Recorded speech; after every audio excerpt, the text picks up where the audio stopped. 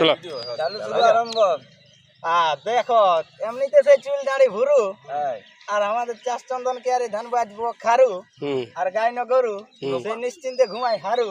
হ্যাঁ তো আর আমাদের পুরুলিয়া আর আমাদের পুরুলিয়া জেলার সর্বোচ্চ সিংহ হইলো গোরগাপুরু।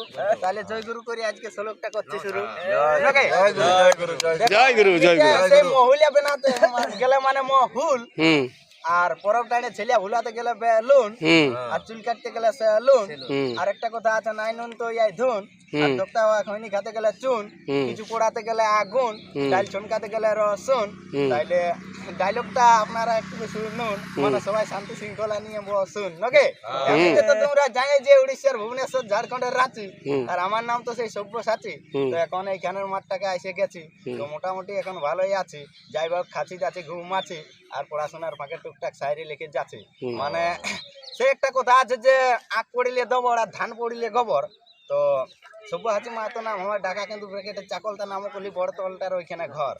মানে বিশ্বে যা কিছু নতুন সৃষ্টি সবই চিরকল্যাণ কর আর অর্ধেক তার করিয়াছে নারী অর্ধেক তার নর। তো ইয়ার পর আরেকটা শোনাছি তাজা খবর। তখনকার মেদিনীপুর জেলার বীরসিংহ গ্রামে যার ঘর যাকে আমরা মনে রাখেছি আর রাখবো চিরতর যার জন্ম হয়েছিল 1820 খ্রিস্টাব্দে যে 26শে সেপ্টেম্বর।